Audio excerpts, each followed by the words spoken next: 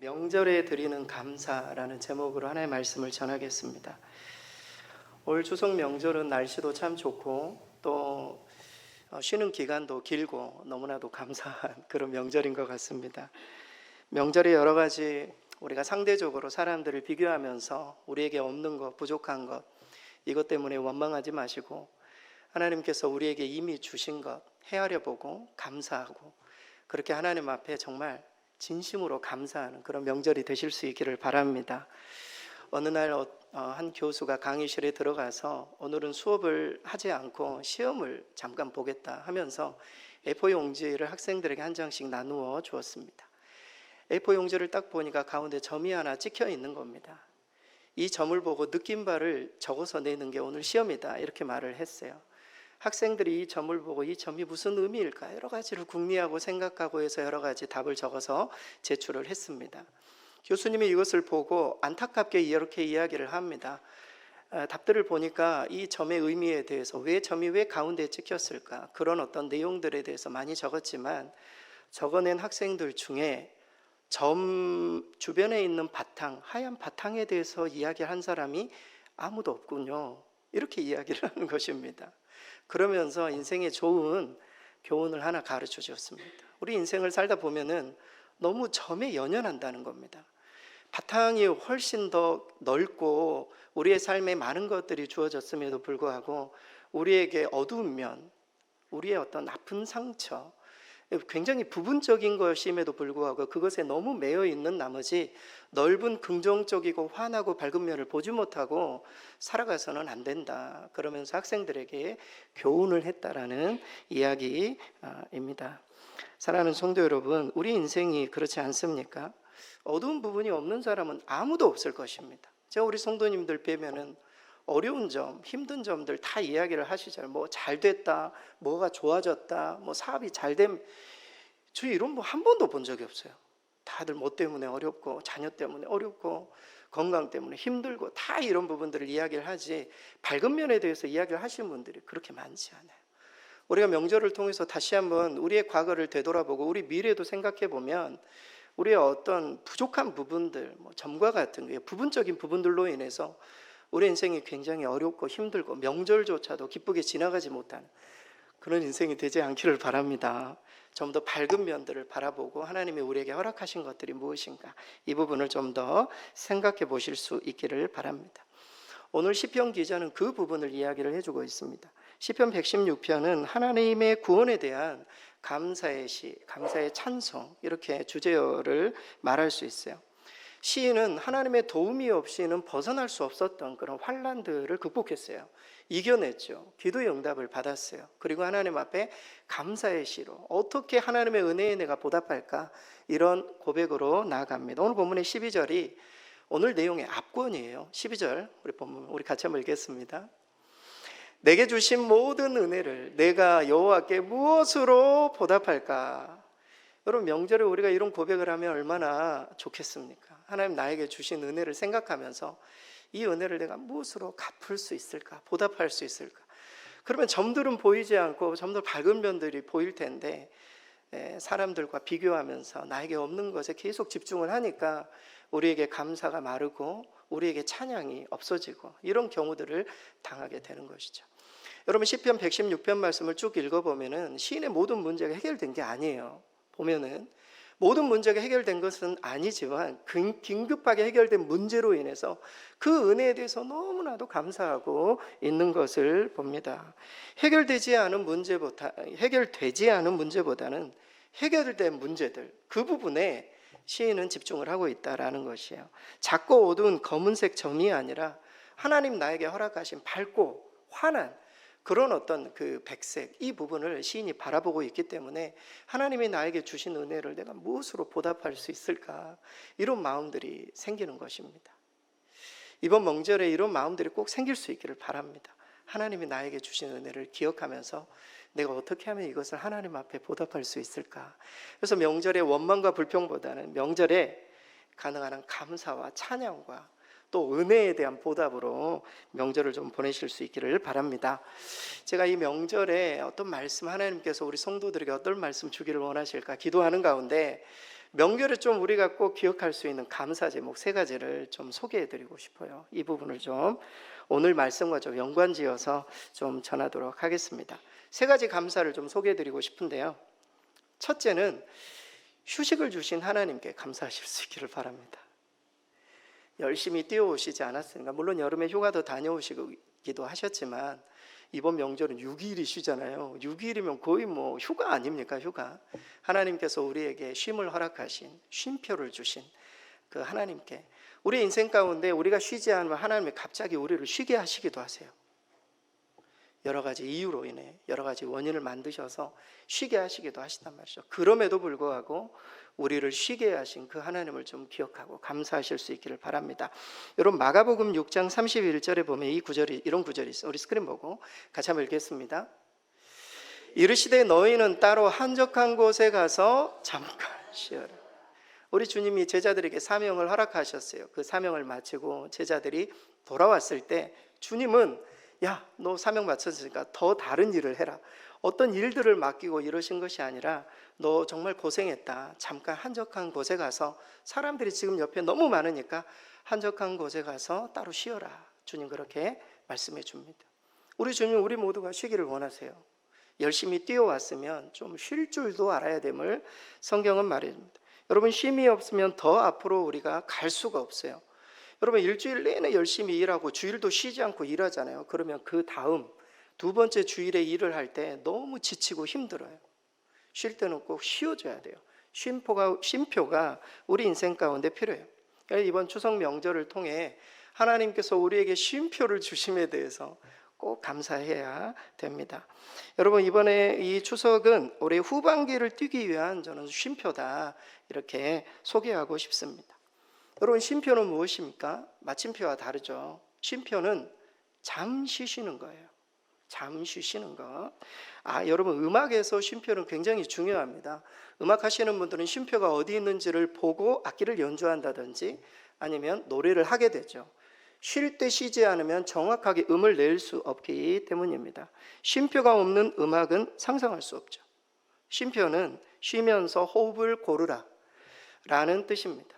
우리도 쉬면서 호흡을 골라야 될 줄 믿습니다. 제가 속한 목사회가 있어요. 저희 교회가 이제 강남에 있기 때문에 서울 강남 노회에 있는 목사회의에 제가 소속되어 있습니다. 목사님들이 사역을 하다 많이 지치기도 하시고 힘드셔서 언제 한번 우리 함께 모여서 찬양을 하자. 그래서 중창단을 만들었어요. 저도 이제 노래를 좋아하니까 저도 주일마다 오후에 가서 이제 중창단을 해요. 근데 중창단을 이렇게 지휘하시는 목사님이 계세요. 지휘하시는 목사님께서 찬송가를 이렇게 지휘를 하시더니 갑자기 혹시 이 기호가 무엇인지 아시냐고 저희에게 물어보는, 다 목사님들이죠.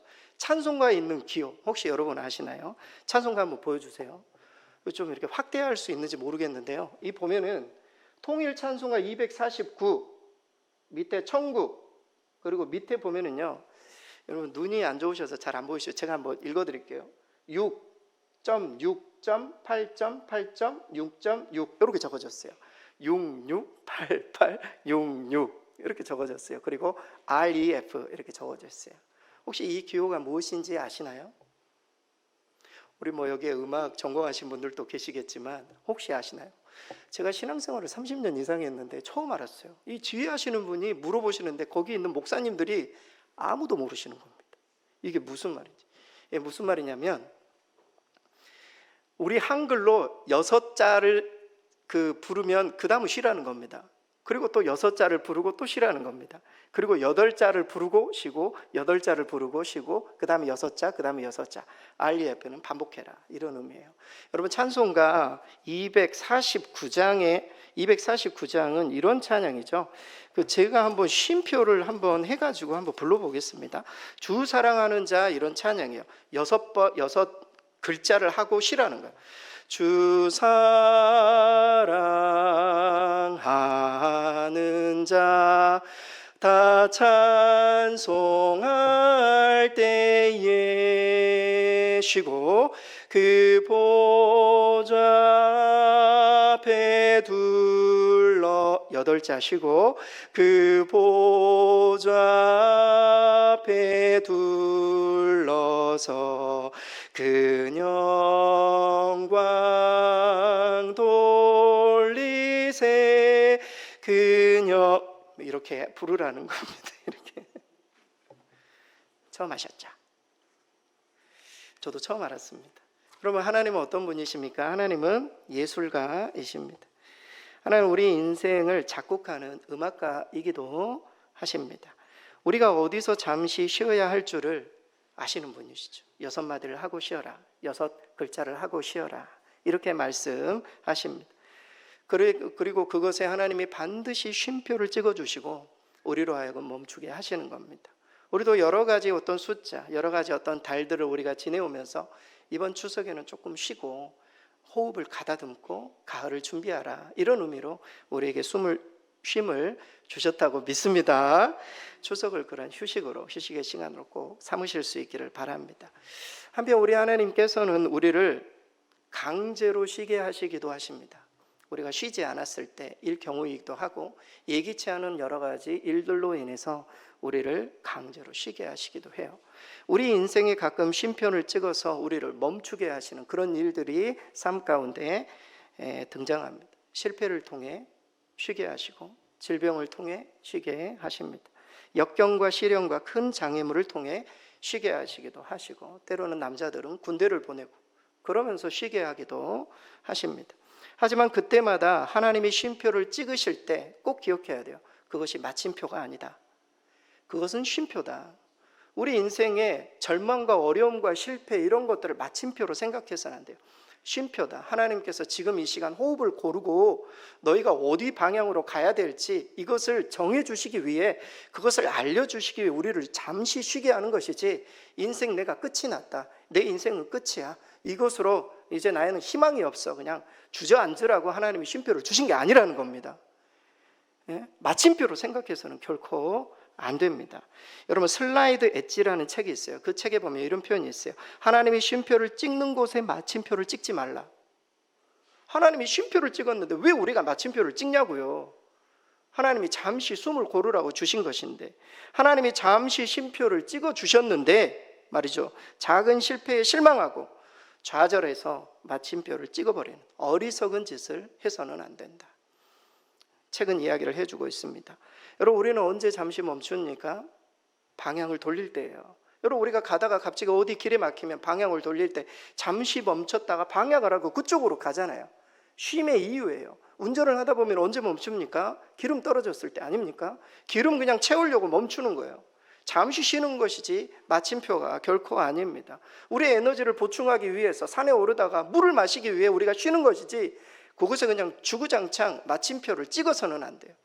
여기 앉아 있는 성도들, 또 온라인으로 예배 드리시는 성도들 가운데는 인생의 큰 실패를 경험하고 가족의 질병 때문에, 때로는 가족들의 문제로 인해서 내 인생이 이렇게 끝이 나는 것 아닌가, 굉장히 마음의 아픔과 상처와 깊은 슬픔 가운데 마침표 찍으려고 하시는 분들이 계세요. 절대 그래서는 안 된다. 말씀을 들으시고 혹시 오늘이라도 내 인생 그냥 끝내야 되겠다 하시는 분이 있으면 돌이키세요. 하나님이 마침표를 찍으라고 하신 게 아니라 우리에게 쉼표를 주시는 거예요. 잠시 쉬었다가 우리의 숨을 고르고 목을 축이고 우리가 어느 방향으로 나아가야 할지. 여러분, 지금 이 자리 가운데 있는 분들 중에는 쉼표 가운데 있는 분들이 계실 거예요. 잠시 쉬면서 하나님 나에게 뭘 원하시는지 바라보는 거예요. 여러분, 저는 추석이 이런 휴식을 우리에게 허락하셨다. 그래서 우리는 감사해야 된다. 휴식을 주신 하나님께 꼭 감사하는 이번 명절이 되실 수 있기를 바랍니다. 두 번째는 놀이를 주신 하나님께 감사하실 수 있기를 바랍니다. 제가 한 번도 이 부분을 언급을 한 적은 없어요. 놀이를 주신 하나님, 우리를 놀게 하시는 하나님, 우리를 즐겁게 하시는 하나님, 우리를 기쁘게 하시는 하나님, 시간에 어떤 여유를 주셔가지고 아이들을 데리고 놀이동산에 간다든지 아니면 개인적인 어떤 여유로운 시간을 갖는 이런 시간을 허락하신 하나님께 감사해야 돼요. 그 놀이의 시간이 시험에 들게 하거나 우리가 죄악을 짓게 하는 그런 시간이 아니라면 우리가 노는 것 자체를 하나님 좋아하세요. 오해하지 마시기 바랍니다. 하나님은 우리가 노는 걸 좋아하세요. 여러분, 우리는 일을 위해 있는 게 아니에요. 안식을 위해 있는 것이지, 쉼을 위해 있는 것이고 휴식을 위해서 있는 거예요. 우리가 그것을 향해 나아가고 있다는 걸 잊지 말아야 돼요. 우리가 종착 가려고 하는 그 천국은 쉼이 있는 것이고 노는 곳이요, 페스티벌, 축제가 있는 곳이고 잔치가 있는 곳이에요. 하나님 우리에게 이 놀이를 주신 이번 추석 명절에 그것을 감사해야 돼요. 여러분 오늘 시편 16편 11절 말씀에 보면 이런 구절이, 우리 스크린 보고 같이 한번 읽겠습니다. 주의 앞에는 충만한 기쁨이 있고 주의 오른쪽에는 영원한 즐거움이 있나이다. 시편 16편의 이 구절을 보통 성서학자들은 다윗이 천국을 고백하는 것이다, 이렇게까지 이야기를 해요. 주님 앞에는 충만한 기쁨이 있다. 천국은 기쁨이 있는 곳이에요. 주의 오른쪽에는 영원한 즐거움이 있는 곳이다. 여러분 우리가 신앙생활을 하다 보면은 때로는 예배 가운데 지루하고 예배 은혜를 못 받으면 천국도 지루하다고 생각하는 분들이 계세요. 하나님을 지루하신 분으로 오해하시는 분들이 계세요. 절대 그렇지 않습니다, 여러분. 하나님은 정말 이 판타스틱한 분이세요. 하나님은 정말 유머러스한 분이시고 하나님은 정말 우리를 즐겁게 하기 위해 준비하고 계시는 그런 분들이세요. 여러분 우리가 하나님이 만들어 놓으신 자연 만물, 동물 이런 것들을 보면 하나님이 얼마나 유머러스하신 분이신지 우리 알 수 있어요. 재미있는 이렇게 동물들 사진들이 있어요. 하나님이 이런 동물을 만드셨다고요? 재미없으신가요? 하나님 정말 유머러스한 분이세요. 또 다른 사진, 이런 사진. 여러분 정말 이 캐릭터 속에 그 사람의 어떤 그림 안에는 그 사람의 캐릭터가 등장하죠. 하나님께서 만드신 만물들을 보면 하나님의 캐릭터가 그 안에 딱 들어가는 거예요. 우리의 그림을 보면 이 사람이 우울한지 이 사람이 즐거운지 그 마음이 다 드러나잖아요. 하나님이 유머러스하지 않으시면 저런 얼굴을 만드셨을까요? 저는 그렇게 보지 않아요. 하나님은 정말 판타스틱한 분이시고 유머러스하신 분이시다. 이게 잘 안 와닿으시죠? 그러면 옆에 분 얼굴을 보세요. 얼마나 유머러스하신 분이십니까, 하나님이. 죄송합니다. 제 얼굴을 보세요. 저는 거울을 볼 때마다 그런 느낌을 받아요. 참 하나님 참 재미있으신 분이시다. 어떻게 얼굴을 이렇게 만들어 놓으셨을까, 이런 생각들을 할 때가 있거든요. 하나님 정말 재미있으신 분이시고 우리에게 즐거움을 주시기 위해 노력하고 계시는 분이시다. 여러분 잊지 마시기 바랍니다. 여러분 하나님의 기쁨 중에 하나는 우리가 즐거워하는 모습을 보는 거예요. 부모님이 우리 자녀들이 즐거워하는 모습을 볼 때 기쁜 것처럼 자녀들이 그냥 항상 우울하고 항상 그냥 낙심해 있고 그냥 얼굴은 항상 찡그리고 그런 모습을 보기를 원치 않으세요. 하나님은 정말 자녀들이 즐겁게 살아가기를 하나님은 정말 원하십니다. 그런 의미에서 놀이란 하나님께서 우리를 위해, 우리의 즐거움을 위해 주신 선물이에요. 놀이. 저는 놀이동산 가는 거 되게 좋아하거든요. 물론 이제 아이들이 가자고 하니까 요즘은 가지만 아이들하고 가서 놀이하는 거 되게 좋아해요. 놀이하는 거 어렸을 때 그렇게 딱지치기 많이 하고 구슬치기 많이 하고 막 놀이하는 것들이 너무 좋아요.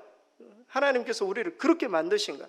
하나님이 그렇게 즐겁게 놀이하는, 시간 가는 줄도 모르고 놀고 있는 그런 모습을 보고 하나님이 너무너무 좋아하신다라는 거예요. 우리는 하나님을 오해해서는 안 돼요. 여러분 우리가 가끔 경쟁 구도 속에 사니까 열심히 공부해라, 뭐 이거 해야 된다 저거 해야 된다, 놀지 마 하지만 하나님 항상 우리에게 말씀하세요.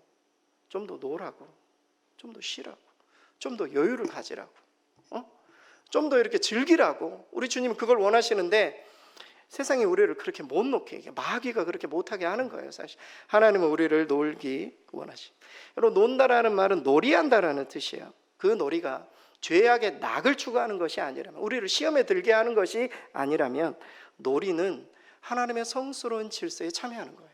어떤 의미에서는 노는 것은 참 좋은 것입니다.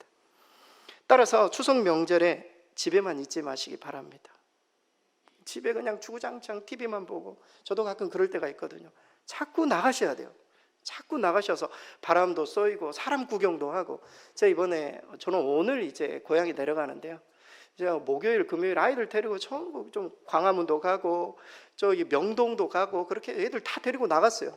아이들은 영문도 모르고 끌려갔죠. 좀 나가자. 집에만 있지 말고 나가서 사람 구경도 좀 하고 어떻게 노는지 보는 거, 하나님이 정말 기뻐하시는 일이에요. 이번 명절에 집에만 있지 마시고 좀 나가셔야 된다. 여러분 마가복음 18장 3절 말씀은 이런 구절이에요. 우리 스크린 보고 같이 한번 읽겠습니다. 너희가 돌이켜 어린 아이들과 같이 되지 아니함 결단코 천국에 들어가지 못하리라. 어린 아이와 같이 되는 게 뭘까요? 겸손한 거, 그리고 하나님을 의지하는 거, 어린 아이죠. 그러나 저는 이 말씀을 그렇게 해석해요. 어린 아이처럼 놀아야 된다. 놀아야 돼. 물론 여유가 없어서 참 노는 시간 뭐 이런 것들 어려운 그런 분들이 있죠. 너무 죄송하지만 사실은 시간을 내놓고 제가 놀아야 돼요. 그렇게 해야 우리의 머리도 충전. 여러분, 공부만 주구장창 책상 앞에 앉은 사람은 창조적인 생각을 못 한다잖아요. 밖에 나가서 새로운 환경 가운데 도전해보고 게임도 해보고 이렇게 해야 새로운 생각들이 막 팍팍 떠오르는데, 그렇지 않고 공부만 하면 어떤 태스크만 주어지면, 시험 범위만 주어지면 공부 잘하는 애들이 있거든요. 그런 애들 말고, 시험 범위 말고 일상적인 테스트가 주어졌을 때 이것을 어떻게든지 극복하는 사람들이 되어야 되는 것 아니겠습니까? 창조적인 생각을 가질 수 있도록 하나님께서 놀이하는 시간을 우리에게 주셨다. 이것에 우리는 꼭 감사해야 됩니다. 사랑하는 성도 여러분, 하나님은 우리 인생이 얼마나 힘든지를 아세요. 우리 인생이 너무 고단하고 인생이라는 짐이 얼마나 무거운지도 하나님이 아십니다. 인생의 상처가 우리를 얼마나 아프게 하시는지도 알아요. 그런 까닭에 우리에게 놀이하는 즐거움을 선물로 주신 거예요. 맨날 상처만 받고 맨날 힘들고 지치고 이렇게 살고 인생 끝나지 않도록 우리에게 놀이하는 시간들을 주시고 휴식의 시간들을 주셔서 자꾸 좀 사람들과 어울리는 가운데 좀 즐겁게, 좀 유익하게 시간을 보내기를, 이번에 추석 명절에 그간 혹시 집에만 계셨으면 좀 밖으로도 나가시고, 저도 이제 고향에 가서 어머니 모시고 좀 밖으로 나가려고 그래요. 얼마 집에서 그냥 혼자 밖으로 나가서 좀 놀이도 하고 즐겁게 그렇게 시간을 보내실 수 있기를 바랍니다. 마지막으로 마지막 감사는 계절이 바뀌는 세월을 주신 하나님께, 우리에게 세월을 주신 하나님께 감사하실 수 있기를 바랍니다. 흘러가는 세월로 인해서 우리가 성숙해져가는 그런 모습을 생각하면서 감사할 수 있기를 바라요. 흘러가는 세월 우리가 잡아둘 수는 없잖아요. 그러면 이 흘러가는 세월을 어떻게 하면 내가 잘 선용할 수 있을까?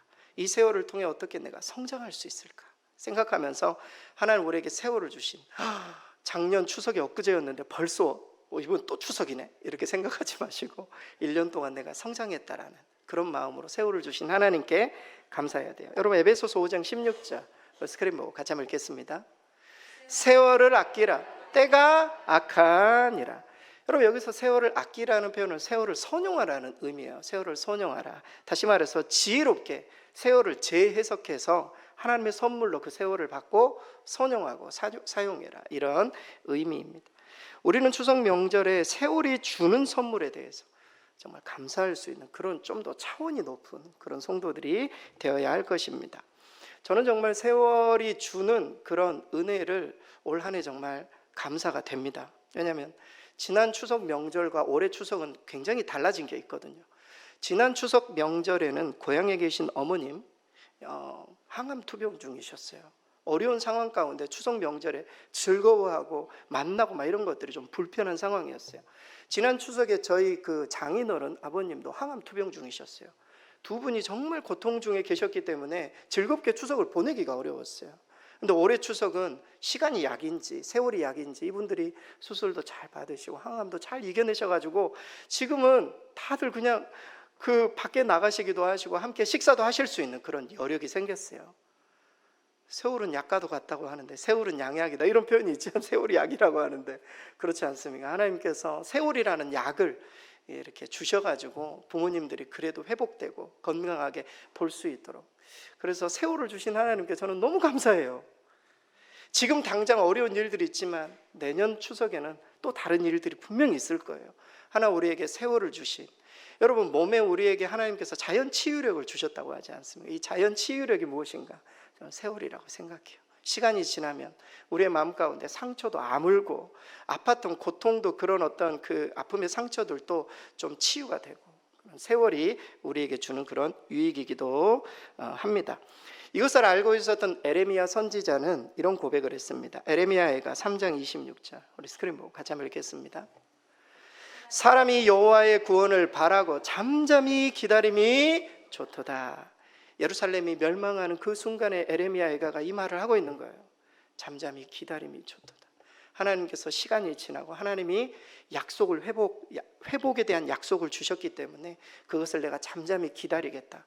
세월이 해결해 주겠지. 이런 믿음으로 에레미야가 이 고백을 하고 있는 것입니다. 우리 또한 명절에 세월을 주신 우리 하나님께 감사하고 그 세월에 우리의 고통의 문제까지도 맡기실 수 있기를 바랍니다. 우리 가정에, 우리 내 삶에 여러 가지 어려운 문제들을 때로는 세월이 약이 될 수도 있다, 이런 마음으로 내가 잘 버티고 인내해서 세월이 해결해 주실 것을 믿고 그 부분에 좀 맡길 수 있기를 바랍니다. 한편 세월이 선물인 까닭은 앞서 소개해드렸던 것처럼 세월이 우리 자신을 성숙하게 만들기 때문입니다. 어릴 적에는 그토록 크게 여겼던 문제들이 우리가 성장한 후에 다시 보면 아무것도 아닌 문제였던 그런 것들을 보지 않습니까? 청년 시절에 별거 아닌 문제로 상처받고 했던 것들이 지금 생각해 보면 문제는 똑같아요. 똑같은 문제는 있죠. 하지만 그 문제를 보는 나의 시각이 바뀌고 태도도 바뀌고 그리고 또 해석하는 능력이 생기니까 완전히 달라진 거죠. 세월이 우리를 그렇게 성장하게 만듭니다. 세월이 주는 유익이에요. 여러분, 미숙할 때는 자신의 한계를 몰라요. 미숙할 때 자신의 한계를 모릅니다. 하지만 우리 모두가 성장하게 되면 강한 것이 오히려 문제가 된다는 사실을 발견해요. 약한 것이 오히려 강하고 부드러운 것이 훨씬 오래 간다라는 사실을 뒤늦게 깨닫습니다. 세월이 우리에게 주는 지혜이기도 합니다. 세월이 흘러가면서 우리는 싸우지 않는 법을 배워요. 갈등을 극복하는 법도 배웁니다. 특별히 세월은 우리 인생의 역사를 가르쳐 줍니다. 잘못되었다라고 생각했던 그런 것들이 세월이 흐르면서 우리에게 유익이 되기도 하고, 정말 거절당했던 기도가 당시에는 정말 상처가 되었지만 그것이 하나님의 축복이었음을 깨닫게 되는, 세월은 우리에게 그러한 역사를 우리에게 가르쳐 줍니다. 내가 정말 좋아하고 기대했던 사람이 나에게 아픔이 되기도 하고, 전혀 기대하지 않았던 사람들이 내 삶을 윤택하게 만드는, 세월을 통해서 우리는 그런 사람들을 발견하기도 하고 경험하게 됩니다. 신앙적으로도 마찬가지. 신앙적으로 우리를 괴롭힌 사람들 때문에 우리는 성숙하게 돼요. 그렇지 않습니까? 우리를 아프게 한 사람들 때문에 우리가 좀 더 구별된 거룩한 사람으로 만들어주는, 사실 우리의 실패 때문에 우리가 겸손해지는, 세월이 그것을 다 우리에게 가르쳐 주는 거예요. 당시에는 모르죠. 그러나 세월이 지나면 그때 그랬었지, 내가 그렇게 성장했구나, 내가 이것을 어느 정도 컨트롤할 수 있는, 다스릴 수 있는 그런 나이가 되었구나, 우리가 깨닫게 됩니다. 이 모두가 세월이 주는 지혜이자 보배로운 선물입니다. 사랑하는 성도 여러분, 제가 세월의 유익에 대해서 많이 설명했지만 세월이 주는 최고의 선물이 있어요. 그게 뭘까요? 세월이 주는 최고의 선물, 그것은 점점 우리가 하나님 나라에 가까워지고 있다는 겁니다.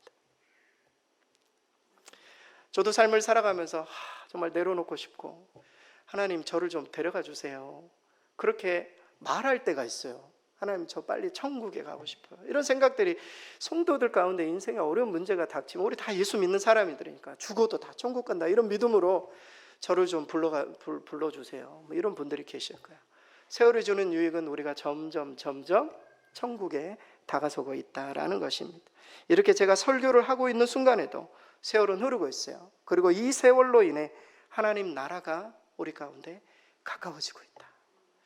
우리는 그러한 어떤 세상 사람이 발견할 수 없는 그런 감사와 은혜가 우리 가운데 있어야 할 줄 믿습니다. 세월을 붙잡기보다는 세월아 당당하게 맞서고, 세월이 흐르면 정말 우리가 고대했던 그 하나님을 만날 수 있는 그런 날들이 우리 가운데 있음을 알고, 세월을 후회하지도 말고 세월을 잘 보내고 선용해서 하나님 앞에 설 때 이번 명절이 우리에게 주어진 이런 휴식의 기간들이 더 큰 은혜와 감사가 될 줄 믿습니다. 결론입니다. 명절에 우리가 꼭 감사해야 될 세 가지, 다른 것들은 좀 잊어버리시더라도 세 가지 잊지 마세요. 첫 번째, 하나님 나에게 휴식을 주셨다.